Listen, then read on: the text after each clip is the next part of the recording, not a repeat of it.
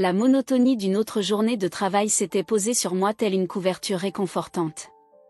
Je m'installais à mon bureau dans l'open space de Durand et Martin Comptabilité, situé au 23 étage d'un grand immeuble à La Défense, tandis que le bourdonnement constant des néons et les conversations feutrées formaient une sorte de bruit blanc apaisant. Mes doigts dansaient sur le clavier, saisissant des chiffres dans des tableaux avec une aisance acquise au fil des années de répétition. Je levai les yeux vers l'horloge murale, il était 14h37. L'après-midi s'éternisait, comme souvent dans la torpeur qui suit le déjeuner. J'avalai une gorgée de mon café désormais tiède, grimaçant légèrement à cause de son amertume. Thomas, du service des ressources humaines, passa devant moi en me saluant d'un hochement de tête amical que je lui rendis par un discret sourire. C'était un mardi ordinaire dans le centre de Paris, le rythme effréné de la ville battant au-delà des vitres teintées de notre bureau. En me retournant vers l'écran de mon ordinateur, mon regard fut attiré par la photo encadrée posée à côté de mon moniteur. C'était une image prise lors du dernier Noël, ma sœur Sophie, rayonnante dans son nouveau manteau de créateur, encadrée par nos parents. J'y apparaissais également, un peu en retrait, mon sourire ne parvenant pas tout à fait à trahir mes émotions. Je détournai rapidement les yeux, repoussant la piqûre familière de malaise qui se faisait toujours sentir lorsque je regardais cette photo. Je me replongeai dans mon travail, m'abandonnant aux chiffres et formules qui étaient devenus une seconde nature après tant d'années. Il y avait une forme de réconfort dans cette prévisibilité, savoir exactement ce qu'on attendait de moi et y répondre sans faillir. C'était bien différent de l'incertitude et des comparaisons incessantes de mon enfance, mais j'avais bâti cette vie moi-même, brique après brique, avec une détermination inébranlable. Autour de moi, le bureau fourmillait d'activités, telle une ruche dont je faisais à la fois partie et dont je restais étrangement détaché. Caroline, du service marketing, racontait avec animation à son équipe les souvenirs de ses récentes vacances sur la Côte d'Azur. Les stagiaires se rassemblaient autour du distributeur d'eau, leurs chuchotements enthousiastes à propos du prochain pique-nique d'entreprise se répandant dans la pièce. Et moi, recluse dans ma bulle de concentration, aussi banale et discrète que la fougère emponichée dans un coin.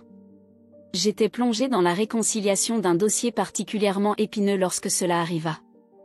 La sonnerie stridente de mon téléphone portable trancha net avec le murmure ambiant du bureau, me sortant brusquement de mon état de concentration. Je clignai des yeux, momentanément désorienté en émergeant de mon cocon de tableurs et de chiffres. Le téléphone continuait de sonner avec insistance, attirant les regards curieux de mes collègues aux alentours. Je tâtonnai pour le mettre en sourdine, le cœur battant la chamade lorsque je vis l'identifiant de l'appelant, maman. Un froncement de sourcils se forma sur mon visage.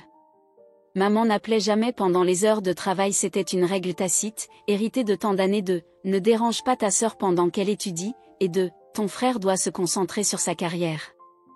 Pendant un bref instant, j'envisageais de laisser le message vocal faire son œuvre.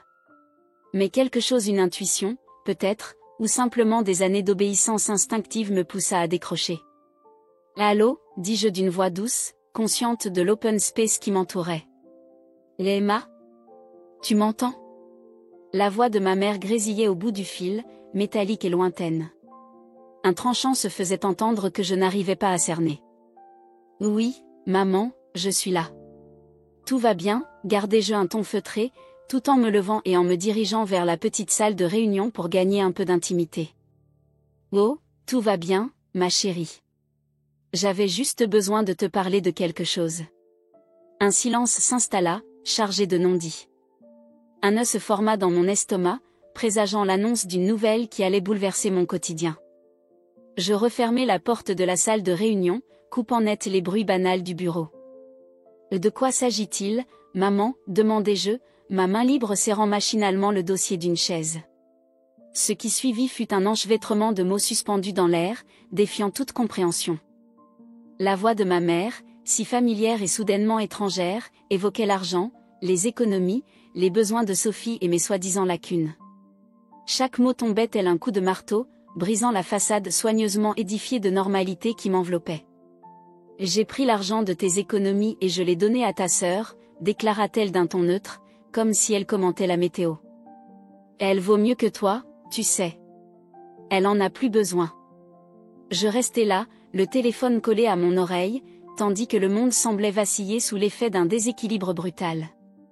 La salle de réunion, avec sa table épurée et ses chaises ergonomiques, se transforma en un décor de théâtre artificiel et instable. Je distinguais mon reflet sur l'écran sombre de la télévision accroché au mur, pâle et les yeux écarquillés. « Merci de m'avoir prévenu », entendis-je ma voix, calme et posée malgré la tempête qui faisait rage en moi. C'était comme si j'observais cette scène de loin, émerveillée par ce masque de sang-froid qui s'était imposé sans que je n'en sois pleinement consciente. L'appel se termina, me plongeant dans un silence assourdissant. Je restai immobile, tandis que les implications de cet échange commençaient à s'enraciner en moi. Des années de petites piques et de comparaisons à peine voilées se cristallisèrent en un nœud douloureux dans ma poitrine. Peu à peu, je repris conscience du monde qui m'entourait. À travers les parois vitrées de la salle de réunion, j'apercevais mes collègues vaquant à leurs occupations, inconscients du bouleversement sismique qui venait d'ébranler ma vie. Caroline continuait de parler, gesticulant avec animation sur un sujet quelconque. Les stagiaires s'étaient dispersés, regagnant leurs bureaux respectifs. Et là, mon poste restait abandonné, mon café à moitié bu probablement refroidi, le curseur clignotant patiemment sur un tableur désert. Je pris une profonde inspiration, redressant mes épaules. D'un pas déterminé, je regagnai mon bureau, saluant Thomas d'un hochement de tête à mon passage. Je m'assis, mes gestes devenant mécaniques, fixant l'écran de mon ordinateur sans vraiment le voir. Le reste de l'après-midi s'écoula dans un flou indistinct. Je m'attelai à mes tâches avec une efficacité détachée qui me surprit. Moi-même.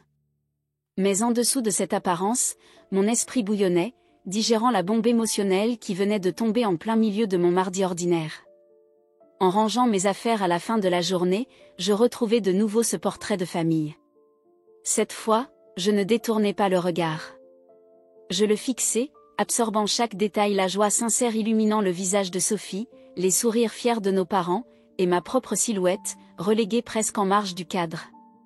D'un geste impulsif, je glissai la photo dans mon sac, une décision prise en une fraction de seconde qui semblait pourtant monumentale. Ce geste me paraissait comme une encre alors que je quittais le bureau, saluant mes collègues d'un signe de tête. Le soir parisien m'enveloppa alors que je mettais les pieds dans la rue. Les sons et les lumières familiers de l'heure de pointe, le klaxon des voitures, la foule pressée, le grondement lointain du métro paraissaient étrangement atténués, comme si je les vivais à travers un filtre. En me mêlant au flot des voyageurs se dirigeant vers la station de métro, je me sentais transformée par rapport à la personne qui avait emprunté ce même chemin ce matin-là. La routine avait été brisée, la monotonie confortable éclatait en mille éclats. À sa place, s'installait une détermination grandissante, une résolution d'une intensité insoupçonnée. Je montai dans le métro, trouvant une place près de la fenêtre.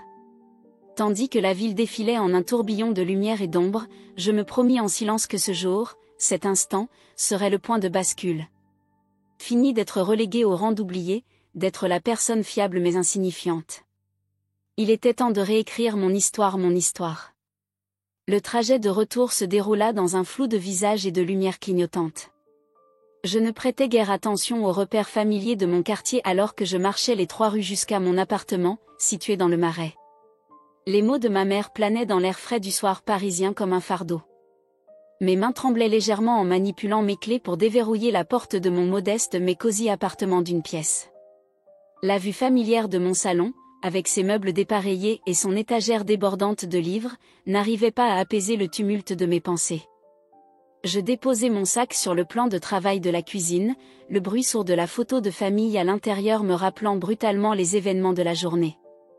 Sans réfléchir, je saisis mon téléphone et lançai mon application bancaire. Là, en noir et blanc, apparaissait clairement un retrait important effectué sur mon compte épargne, il y a seulement 2 jours. Le monde sembla tourner sur lui-même tandis que la réalité de la situation m'assaillait de plein fouet. Je m'effondrai sur mon vieux canapé en cuir, l'esprit en ébullition. Comment avait-elle pu faire cela? Pourquoi aurait-elle agi ainsi? Les questions tourbillonnaient dans ma tête, chacune apportant son lot de douleur et de confusion. J'avais dû rester assise pendant des heures, repassant en boucle la conversation téléphonique, disséquant chaque mot, chaque inflexion de la voix de ma mère. « Elle vaut mieux que toi », avait-elle lancé avec une désinvolture déconcertante, comme s'il s'agissait d'un fait acquis. Ces mots résonnaient dans mon esprit, ravivant une cascade de souvenirs douloureux. Je me rappelais de la remise de diplôme du lycée de Sophie, de l'orgueil de nos parents. Notre petite prodige, avait affirmé papa avec fierté. J'étais restée en retrait, ma récente licence en comptabilité me semblant bien pâle en comparaison. Puis il y eut le mariage somptueux de Sophie l'année précédente, un événement qui avait fait le buzz dans notre quartier pendant des mois. J'avais contribué aux préparatifs, veillant tard dans la nuit à trier les enveloppes et confectionner les centres de table. « Tu es une si bonne sœur », m'avait dit maman en me tapotant la main. Ces mots, jadis perçus comme des louanges, prenaient aujourd'hui un tout autre sens. Au fil de la nuit, mon choc initial laissa place à une colère sourde. Je déambulais dans mon petit salon, l'esprit en ébullition, réfléchissant aux innombrables reproches accumulés au fil des ans. Vers minuit, mon téléphone vibra avec un message. C'était Sophie, « Coucou, ma sœur. Juste un petit merci pour ton aide sur l'apport pour la maison. Tu es la meilleure. » Je fixai le message, laissant échapper un rire amer. Alors voilà à quoi servait cet argent. Une maison. Pour Sophie et son conjoint, pendant que je louais encore un minuscule appartement et peinais à reconstituer mes économies. Je commençais à rédiger une réponse, mes doigts tapotant frénétiquement l'écran, exprimant toute ma colère et ma peine. Mais, alors que mon pouce hésitait au-dessus du bouton d'envoi, je m'arrêtai. Ce n'était pas la faute de Sophie, en vérité. Elle ignorait sûrement d'où venait vraiment l'argent. Avec un soupir, j'effaçai le message et répondis simplement, ravi de pouvoir aider. Profite bien de ta nouvelle maison. Cette nuit-là, le sommeil me fuyait. Je me tournais et me retournais, l'esprit incapable de se calmer. Aux premières lueurs de l'aube filtrant à travers mes rideaux, je pris une décision. Je ne pouvais plus laisser faire. J'avais besoin de réponses et de défendre mes droits. Les mains tremblantes, je décrochai mon téléphone et composai le numéro de maman. Le téléphone sonna 1, 2, 3 fois.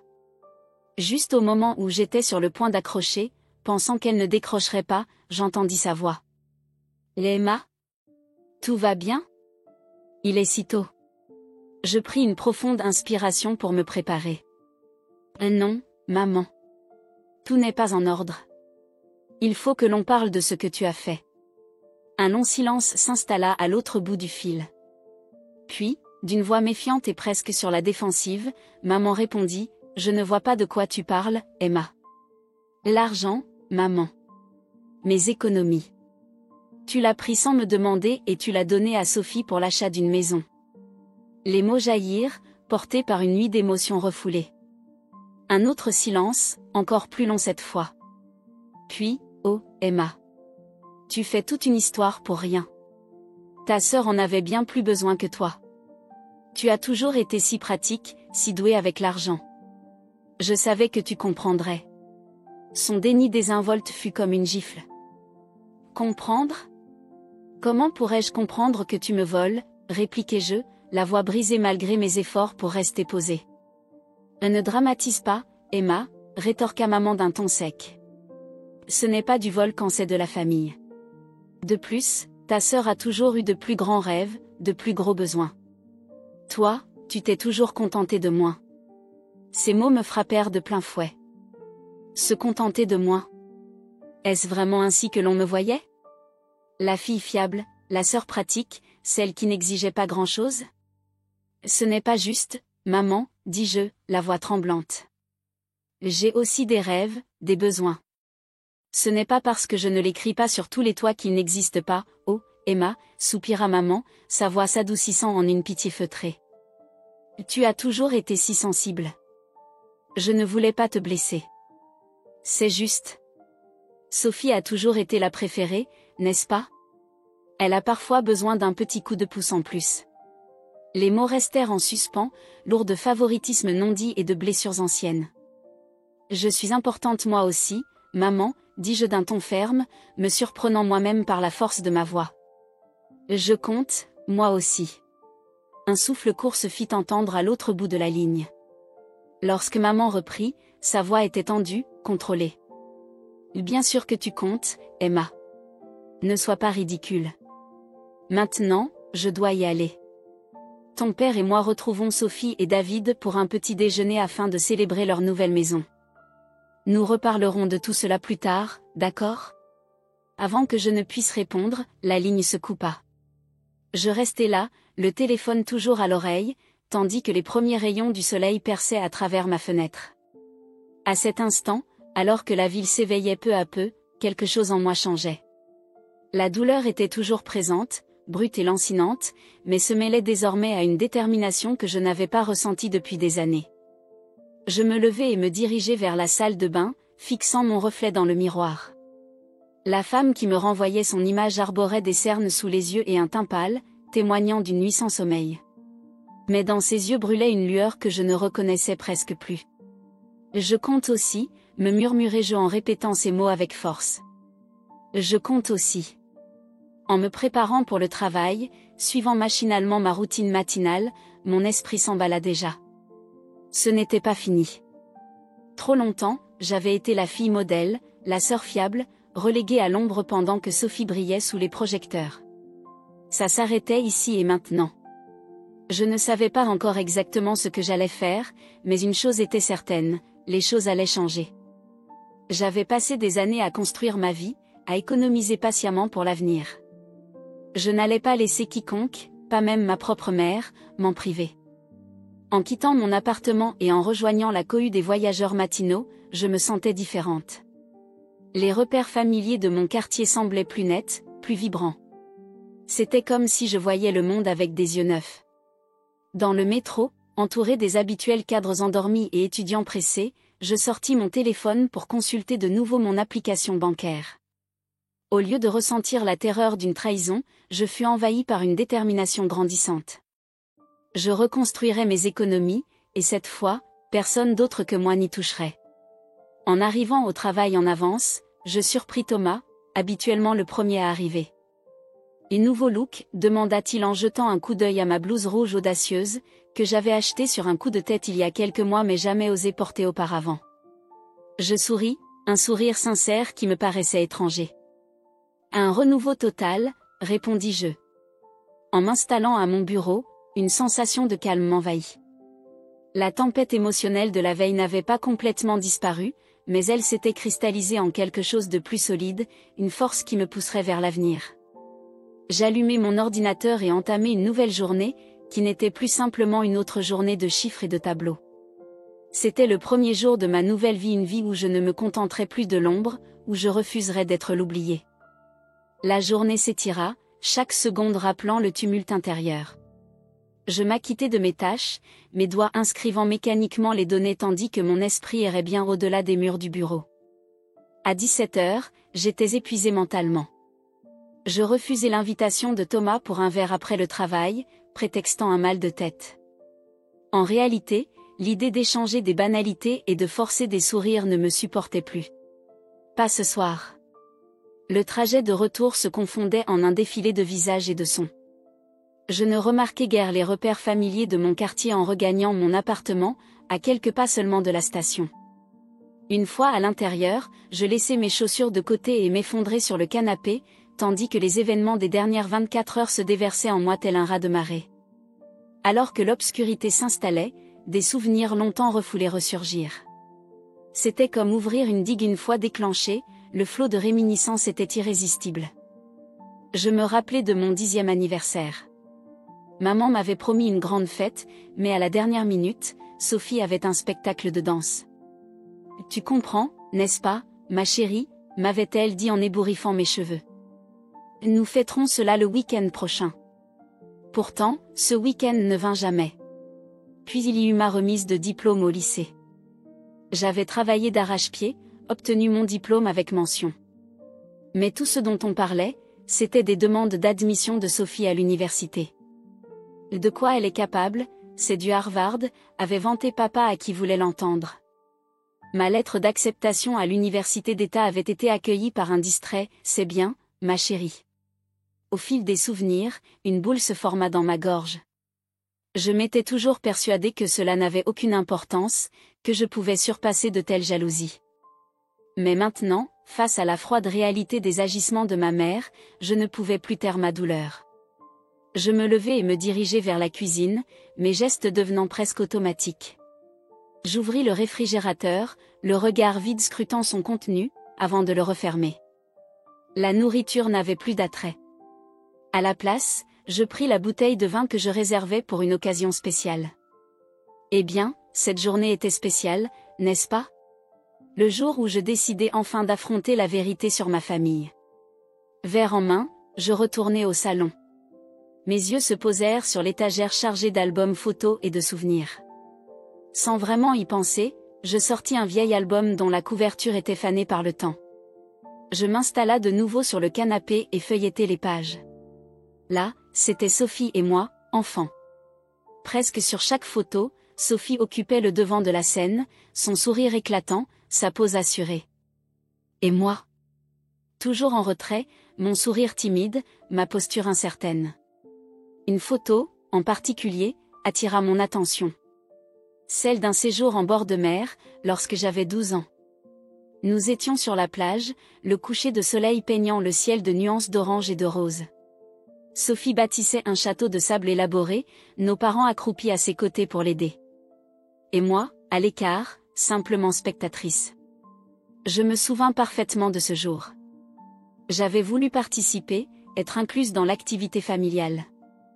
Mais lorsque je m'étais approchée, maman m'avait dit « Oh, Emma, pourquoi ne pas nous prendre en photo à la place ?» Alors je l'avais fait, étouffant ma déception en saisissant l'appareil photo. Au fil des pages de l'album, un schéma se dessina. Photo après photo, année après année, le récit était le même. Sophie, l'étoile. Moi, l'ombre de ma propre existence. Je refermai brusquement l'album, envahi par une colère sourde. Non seulement envers mes parents ou envers Sophie, mais aussi envers moi-même. Comment avais-je pu laisser faire cela? Comment avais-je accepté ce rôle pendant si longtemps? Je bus une longue gorgée de vin, laissant l'amertume se mêler à ma détresse. Cela reflétait parfaitement mon état d'esprit. Mon téléphone vibra soudainement, me tirant de mes pensées. Un message de Sophie: « Coucou, ma sœur. Maman m'a parlé de notre conversation de ce matin. Je n'avais aucune idée que l'argent venait de tes économies. Je me sens tellement mal. On peut en discuter ?» Je fixai le message, une tempête d'émotions se déchaînant en moi. Une partie de moi désirait lui répondre avec véhémence, lui faire part de toute la rancœur accumulée. Mais l'autre, celle qui avait toujours été là, bonne sœur, hésitait. Je rédigeai une réponse, la supprimai, puis en recommençai une autre. Finalement, je choisis de répondre, « Pas ce soir, Sophie. J'ai besoin de temps. » J'appuyai sur envoyer avant de pouvoir revenir sur ma décision. Presque aussitôt, mon téléphone vibra de nouveau. Je comprends. Sache que je t'aime, d'accord? On trouvera une solution. Des larmes me montèrent aux yeux. Le pire, c'était de savoir que Sophie le pensait sincèrement. Elle n'était pas une mauvaise personne. Toute sa vie, on lui avait dit qu'elle était spéciale, qu'elle méritait plus. Comment lui en vouloir d'y croire? Non, le véritable problème venait de nos parents. Et de moi, qui avais laissé les choses perdurer aussi longtemps. Je me levai brusquement, l'esprit en ébullition. Je parcourus mon petit appartement d'un pas nerveux, réfléchissant à ce que je devais faire désormais. Faut-il affronter mes parents? Exiger le remboursement de l'argent? Rompre définitivement les liens? La perspective d'une confrontation me donnait le tournis. Je n'avais jamais été douée pour m'imposer, surtout face à ma famille. Il était plus simple de se taire, d'être l'apaisante médiatrice, la personne fiable. Mais où cela m'avait-il mené? Un minuscule appartement, un boulot que je supportais plus qu'aimais, et une famille qui me traitait toujours en arrière-plan. Je me surpris dans le miroir accroché dans le couloir. Je ne reconnaissais plus la femme qui me renvoyait son image. Ses yeux étaient cernés, ses cheveux en bataille. Pourtant, une détermination farouche brûlait en elle. À cet instant, je pris une décision. Je ne pouvais pas changer le passé, ni effacer des années de favoritisme et de négligence. Mais je pouvais changer l'avenir. Je pouvais réécrire l'histoire d'Emma. Je me rendis dans ma chambre et sortis mon ordinateur portable. Pendant plusieurs heures, je m'abandonnais à des recherches frénétiques. Je m'intéressais à des formations sur l'assertivité, dévorais des livres de développement personnel, consultais des conseillers en orientation. Je dressais un budget, calculant le temps qu'il me faudrait pour reconstituer mes économies. Aux premières lueurs de l'aube, je refermais enfin mon ordinateur. Mes yeux brûlaient de fatigue, mais mon esprit était plus clair que jamais. J'avais un plan. Ce ne serait pas facile, et cela provoquerait sans doute des remous dans ma famille. Mais pour la première fois depuis bien longtemps, une lueur d'espoir scintillait. Je me glissais dans mon lit, épuisé tant physiquement qu'émotionnellement. Mais en m'endormant, un léger sourire éclaira mes lèvres. Demain marquerait le début d'une nouvelle vie. Une vie où je ne me contenterais plus de moi. Une vie où j'exigerais le respect et l'amour que je méritais. Une vie où je sortirais enfin de l'ombre pour prendre ma place sous les projecteurs de ma propre histoire.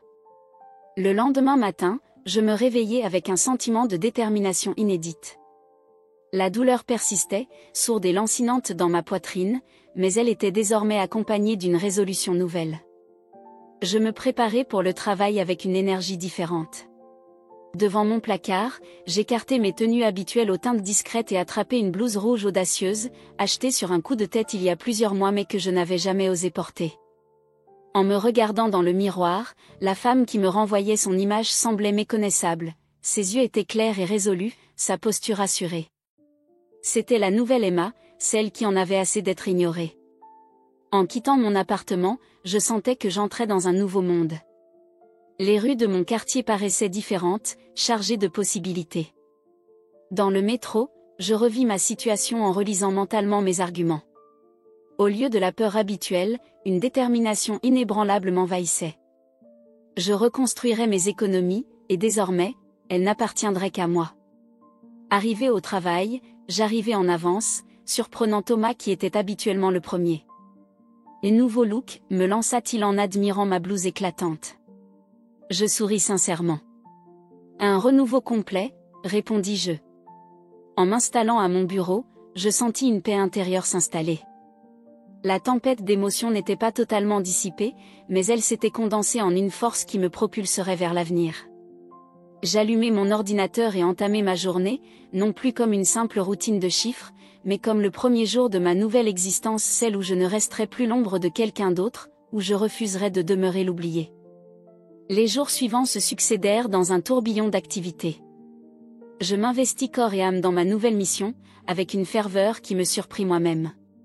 Chaque moment libre était consacré à la recherche, à la planification et à l'introspection. Je voulais aborder la situation non pas avec des émotions aveugles, mais avec une stratégie réfléchie. Ma première démarche fut de mettre de l'ordre dans mes finances. J'étudiai minutieusement mes relevés bancaires et mes factures de carte de crédit, dressant un budget détaillé pour reconstituer mes économies aussi vite que possible. La vue en noir et blanc de ce qui m'avait été dérobé était douloureuse, mais je refusais d'y céder. Je transformais cette douleur en carburant pour ma détermination. Je m'intéressais également à mes options juridiques. Même si j'espérais ne jamais devoir en arriver là, je voulais être prête à toute éventualité. Je trouvai un avocat local spécialisé dans les conflits familiaux et pris rendez-vous pour la semaine suivante. L'idée même de devoir éventuellement intenter une action contre ma propre famille me mettait mal à l'aise, mais je mis cette sensation de côté. Je devais me protéger. Au travail, je m'investis avec une énergie renouvelée. Je pris l'initiative de nouveaux projets, restai tard pour finaliser des rapports, et m'offris même pour former le nouvel stagiaire. Thomas remarqua ce changement, me félicitant d'un ton encourageant. « Quoi qu'il t'arrive, Emma, continue comme ça, tu fais un travail remarquable. » Il ignorait encore que cette nouvelle ferveur était autant un défi personnel qu'une volonté de prouver ma valeur. Le soir, je partageais mon temps entre recherche et développement personnel. Je visionnais des conférences TED sur l'assertivité et l'estime de soi. Je prêtais des livres à la bibliothèque, des ouvrages comme « Apprendre à s'affirmer » ou « Se relever après une trahison familiale ». J'inscrivis même à un atelier de prise de parole en public pour être prête le jour où j'aurais à affronter ma famille. Malgré tout, je savais qu'il faudrait parler à Sophie un de ces jours.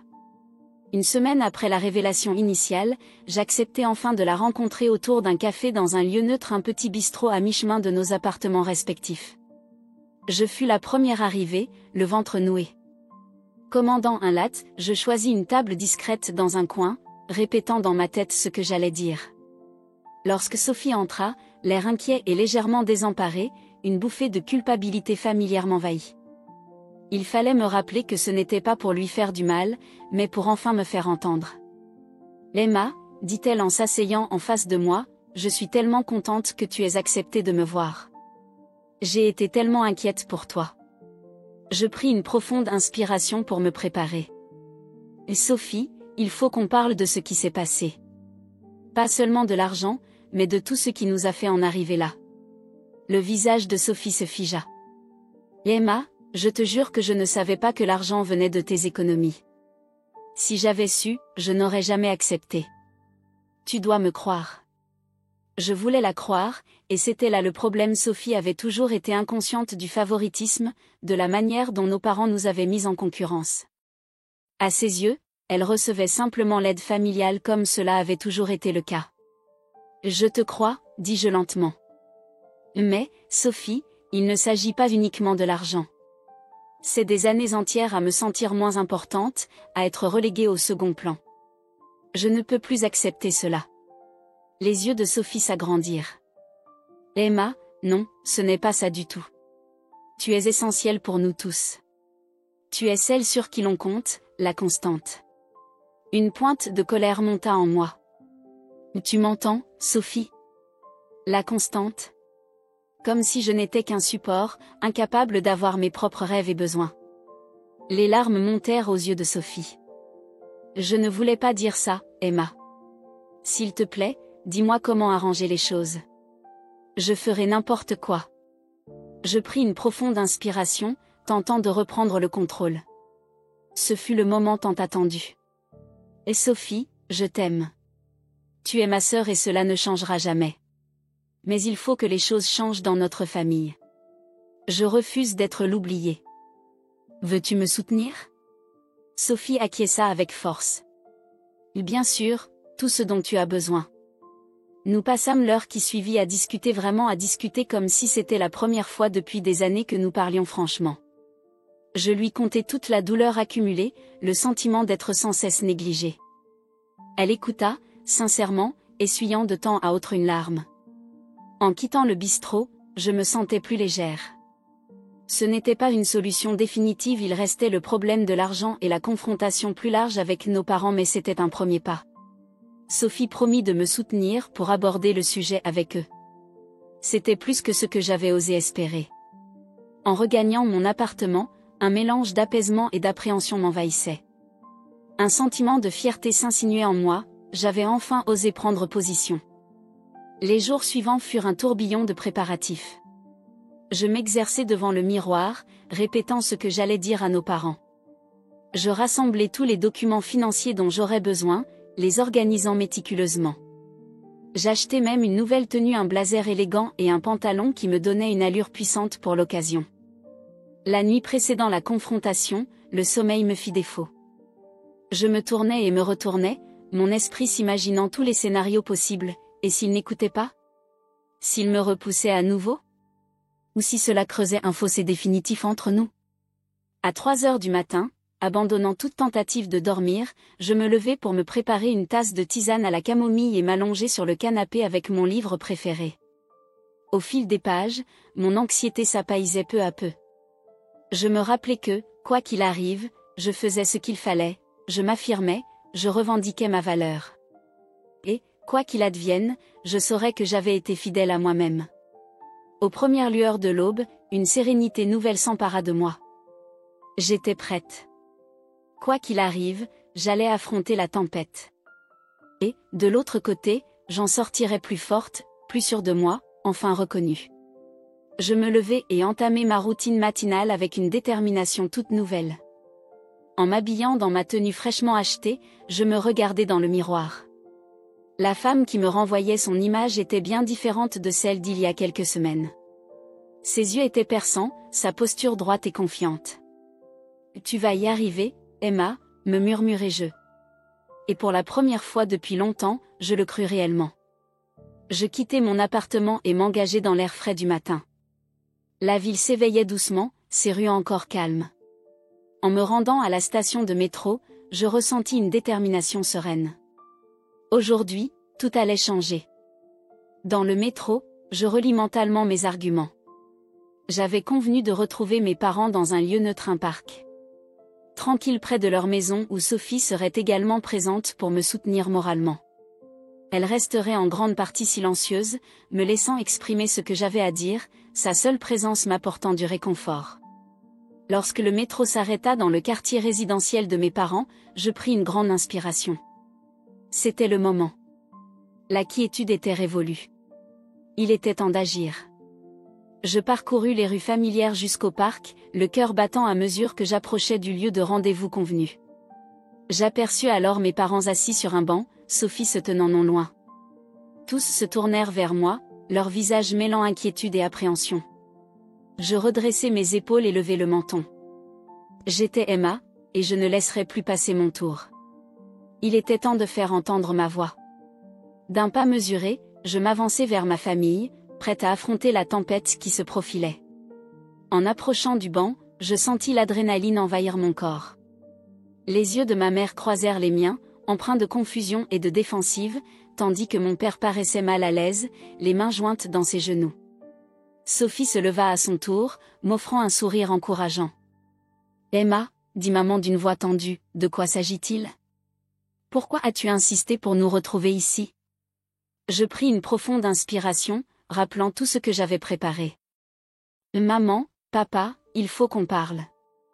Non seulement de l'argent, mais de bien plus que cela. » Mon père bougea légèrement. « Emma, si cela concerne le préfet à ta sœur, je suis sûr que nous pouvons trouver une solution.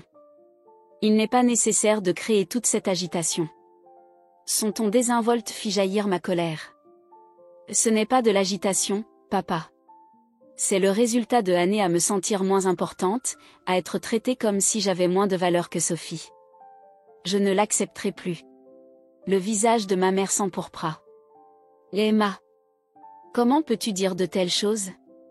Nous t'avons toujours aimé de la même manière. » Je secouai la tête, sentant une boule se former dans ma gorge. « Non, maman. Ce n'est pas le cas. Il est temps de faire face à cette vérité. » Je sortis un dossier de mon sac, les mains légèrement tremblantes. J'ai apporté mes relevés bancaires qui montrent le retrait effectué sur mon compte. J'ai aussi compilé tous les frais importants que vous avez pris en charge pour Sophie au fil des ans, son mariage, sa voiture, et maintenant cet apport pour la maison. Pouvez-vous me montrer quelque chose de comparable que vous ayez fait pour moi ? Mes parents échangèrent des regards inquiets. Mon père déglutit. « Emma, tu as toujours été si indépendante. Nous pensions que tu n'avais pas besoin de notre aide. » « Pas besoin ? Ou ne pas la mériter, répliquai-je, la voix se brisant légèrement. Avez-vous idée de ce que cela fait d'être constamment relégué au second plan ? De voir ta sœur recevoir tout ce qu'on lui offre pendant que tu luttes pour t'en sortir ? C'est alors que Sophie s'avança, les yeux embués de larmes. Emma a raison. Je n'avais jamais vraiment vu ce qui se passait, mais, c'est vrai. Vous l'avez toujours favorisé. Le visage de ma mère se décomposa. Ce n'est pas vrai.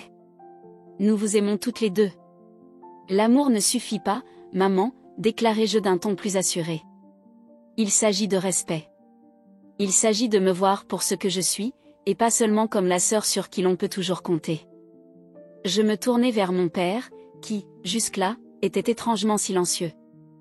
Papa, te souviens-tu de ma remise de diplôme ? De ce que tu m'as dit ce jour-là ? Il sembla perplexe. Je me souviens d'avoir dit que j'étais fière de toi. Je secouai la tête, les larmes aux yeux. Non, papa. Tu as dit, au moins, l'une de nos filles est pratique. As-tu idée de ce que cela m'a fait ressentir ? D'avoir mes efforts réduits à mon côté pratique ? Le visage de mon père se figea, l'expression de remords sincère apparaissant dans ses traits. Emma, je n'avais aucune idée. Je ne voulais pas te blesser. Mais vous l'avez fait, murmurai-je, à peine audible. Vous l'avez fait, à chaque fois que vous encensiez les ambitions de Sophie en minimisant ma stabilité.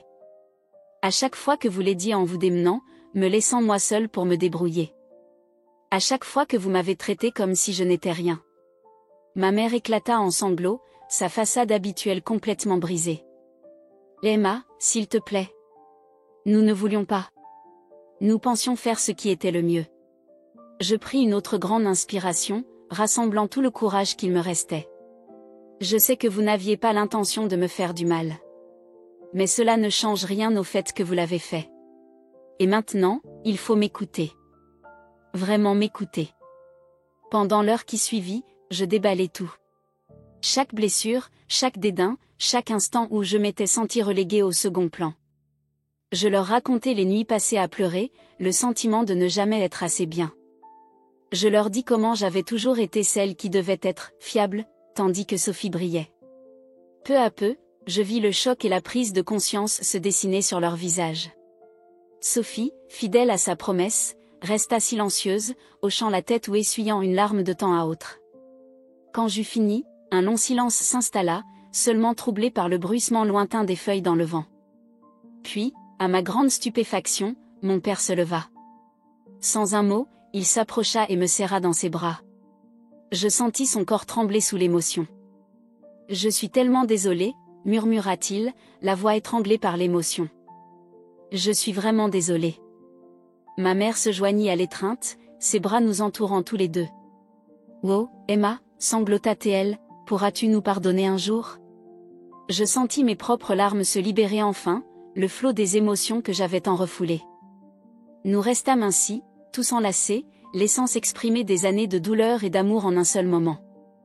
Après ce qui sembla une éternité, nous nous séparâmes. Mon père essuya ses yeux, paraissant plus vulnérable que je ne l'avais jamais vu. « Emma, dit-il d'une voix encore tremblante, tu as raison. Nous avons commis tant d'erreurs. Nous t'avons prise pour acquise, et cela doit cesser. » Ma mère acquiesça avec force. « Nous ferons tout pour arranger les choses, Emma. Pour l'argent, nous te rendrons chaque centime. Et plus encore, nous ferons mieux. Nous serons meilleurs. » Je sentis un poids se lever de mes épaules, comme si un fardeau que je portais depuis des lustres venait enfin de disparaître. « C'est tout ce que je demande, dis-je doucement. Être vue. Être valorisée. » Sophie s'avança alors, rejoignant notre petit cercle. « Moi aussi, je le veux, déclara-t-elle en me serrant la main. Je veux que nous soyons de vraies sœurs, Emma. Plus de rivalité, plus de favoritisme. » Alors que nous quittions le parc ensemble pour nous rendre chez mes parents pour un dîner impromptu en famille, une paix nouvelle s'installait en moi. Ce n'était pas une solution magique, des blessures ne guérissent pas en un seul instant, mais c'était un commencement. J'avais enfin fait entendre ma vérité, et pour la première fois, je m'étais sentie véritablement entendue. En marchant, le bras de ma mère entrelacé au mien, la main de mon père reposant sur mon épaule, et Sophie qui discutait avec entrain des projets pour le cottage, je compris une chose, je n'étais plus seulement la personne fiable. Je n'étais plus seulement la sœur pratique. J'étais Emma. Une fille, une sœur, et enfin une égale au sein de cette famille. La confrontation tant redoutée s'était transformée en un moment brut et transformateur. Dans cette sincérité, nous avions trouvé la voie à suivre, ensemble. Les semaines qui suivirent furent un tourbillon d'émotions et d'ajustements. L'honnêteté de ce jour-là avait brisé des barrières longtemps invisibles, nous laissant tous exposés et vulnérables. Mais dans cette vulnérabilité, nous découvrions une force nouvelle, une manière de nous comprendre qui paraissait à la fois étrangère et profondément juste. Fidèles à leurs paroles, mes parents se mirent immédiatement en quête de réparer leurs erreurs. Le lundi suivant, mon père m'appela au travail. « Emma, dit-il d'un ton chargé d'émotion, je viens de transférer la totalité de la somme sur ton compte épargne, avec les intérêts. » Un nœud se forma dans ma gorge. « Papa, tu n'avais pas à... » « Si, je l'avais, » l'interrompit-il doucement. « Il ne s'agit pas seulement de l'argent, Emma. Il s'agit de te montrer que nous te valorisons, que nous te respectons. » Ce n'est que le premier pas, ce soir-là, les mains tremblantes, je me connectais à mon application bancaire. Là, non seulement se trouvait la somme dérobée, mais une somme nettement supérieure. Assise sur mon canapé, je fixais l'écran, les larmes roulant sur mes joues. Ce n'était pas qu'une question d'argent. C'était le fait d'être enfin vue, enfin valorisée. Pour la première fois, j'avais l'impression que mes parents me reconnaissaient vraiment. Les changements ne s'arrêtèrent pas là. Ma mère commença à m'appeler régulièrement, non pour de simples vérifications, mais pour engager de vraies conversations. Elle s'intéressait à mon travail, à mes amis, à mes rêves. Elle écoutait sans jugement, sans jamais me comparer à Sophie. Ce fut maladroit au début, nous apprenions toutes les deux à avoir une relation sincère, mais à chaque appel, cela devenait un peu plus naturel. De son côté, Sophie faisait également des efforts. Elle insista pour me rembourser sa part de l'apport, malgré mes protestations. « Ce n'est pas juste, Emma », dit-elle fermement. « J'ai bénéficié de leur favoritisme pendant des années sans m'en rendre compte. Il est temps que je me débrouille seule. » Nous organisâmes des sorties entre sœurs, juste nous deux. Nous allions prendre un café ou nous promenions dans le parc, discutant de tout et de rien. Je m'ouvrais à elle d'une manière que je n'avais jamais osé auparavant, partageant mes insécurités, mes espoirs, mes peurs. Et, à ma grande surprise, elle se confiait également. Pour la première fois, je voyais en Sophie non pas la fille dorée, mais une personne complexe, imparfaite et magnifiquement humaine. Le cottage au bord du lac devint le symbole de ce nouveau départ familial. Nous nous investimes tous pour le rénover, passant des week-ends à repeindre les murs, à réparer la terrasse, à choisir les meubles. C'est durant ces moments que je sentis véritablement le changement dans notre dynamique familiale. Un samedi, alors que Sophie et moi repeignions le salon, elle se tourna vers moi avec un sourire espiègle. « Tu te souviens quand on venait ici enfant ? Et que je réclamais toujours le lit mezzanine ?» Je ris en me rappelant nos innombrables disputes à propos de ces lits superposés. « Oui, et maman et papa te cédaient toujours. » Le sourire de Sophie s'adoucit. « Je suis désolée, Emma. J'étais tellement gâtée. » Je haussai les épaules en plongeant mon rouleau dans la peinture. On était enfants. Et honnêtement, j'ai toujours préféré le lit du bas. Moins de risque de tomber. Nous éclatâmes de rire, et à cet instant, je sentis la dernière parcelle de rancœur fondre. Nous n'étions plus simplement sœurs, nous devenions amies. Les transformations se firent également sentir au travail. Je me surpris à prendre davantage la parole lors des réunions, à accepter des projets que j'aurais auparavant refusés. Thomas remarqua ce changement, m'isolant après une présentation particulièrement réussie. « Emma, je ne sais pas ce qui t'arrive, mais continue comme ça. Tu fais un travail exceptionnel. » Je souris, une chaleur envahissant mon cœur. « Merci, Thomas. Je commence enfin à reconnaître ma propre valeur. » Les mois passèrent et notre famille s'achemina vers une nouvelle normalité. Ce ne fut pas parfait, des tensions subsistaient, d'anciennes habitudes résistaient à disparaître, mais nous étions tous résolus à aller de l'avant. Le véritable test arriva à Noël. Pour la première fois, nous décidâmes de fêter les fêtes dans le cottage. Au moment de notre arrivée, les voitures chargées de cadeaux et de provisions, je ressentis une légère appréhension. Ce fut notre premier grand rassemblement depuis la confrontation. Allions-nous retomber dans nos anciens travers ? La paix nouvellement acquise tiendrait-elle face aux traditions familiales et à la proximité forcée ? Mes inquiétudes s'avérèrent infondées. Alors que nous nous retrouvions autour de la cheminée, chacun tenant une tasse de chocolat chaud, je scrutais les visages de ma famille. Mon père, bras enlacés, semblait plus détendu que jamais. Ma mère affichait un calme retrouvé, et Sophie, installée dans un fauteuil, riait aux éclats d'une blague de maman. Quant à moi, je me sentais enfin partie intégrante de ce groupe. Nous parlâmes longuement, partageant anecdotes et souvenirs. Mais cette fois, il ne s'agissait pas seulement des réussites de Sophie ou de ma Constance. Il s'agissait de nous, de nos réussites et de nos erreurs.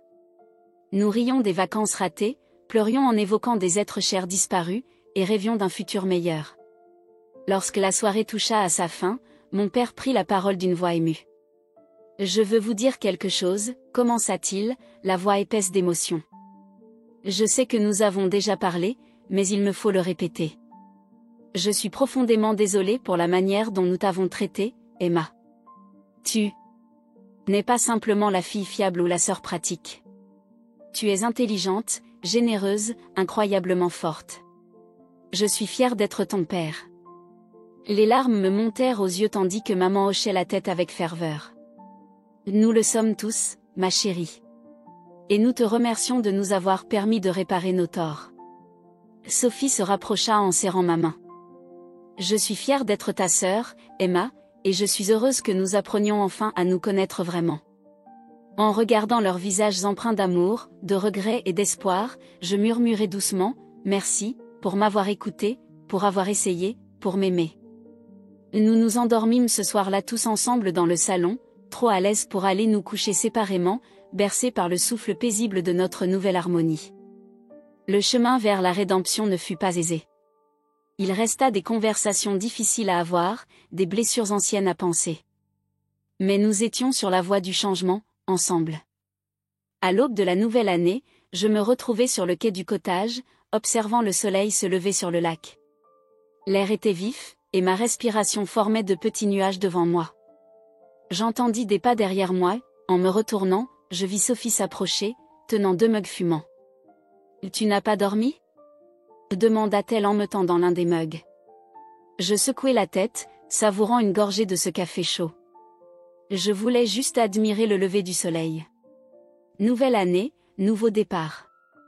Sophie acquiesça, se tenant à mes côtés. Ensemble, nous regardâmes en silence le ciel s'éclaircir, le monde se parant de douces teintes rosées et dorées. « Qu'est-ce que tu penses que cette année nous réserve ?» demanda-t-elle doucement. Je réfléchis un instant avant de répondre, je ne sais pas exactement, mais je sais que nous l'affronterons ensemble. En tant que famille. Sophie me donna une tape affectueuse sur l'épaule. Exactement, ensemble. Alors que les premiers rayons du soleil se diffusaient sur le lac, un sentiment d'espoir et de possibilité s'empara de moi, une sensation que je n'avais pas éprouvée depuis des années. L'année écoulée avait été l'une des plus difficiles de ma vie, marquée par des confrontations et des vérités douloureuses. Mais elle avait aussi été l'une des plus enrichissantes. J'avais retrouvé ma voie. Je m'étais affirmée. Et, ce faisant, j'avais non seulement transformé ma vie, mais amorcé un changement guérisseur au sein de toute ma famille. Le futur restait incertain. Des défis se profileraient, des reculs surviendraient, des vieilles habitudes menaceraient de ressurgir. Mais je savais désormais que j'avais la force de les affronter. Et surtout, j'avais une famille prête à marcher à mes côtés, à m'écouter et à me soutenir. Au fur et à mesure que le soleil montait dans le ciel, baignant le lac de sa lumière chaleureuse, un sourire se dessina sur mes lèvres. Ce n'était plus simplement le début d'une nouvelle année. C'était le commencement d'un nouveau chapitre dans l'histoire de notre famille. Et pour la première fois depuis longtemps, j'avais hâte de découvrir ce que l'avenir nous réservait.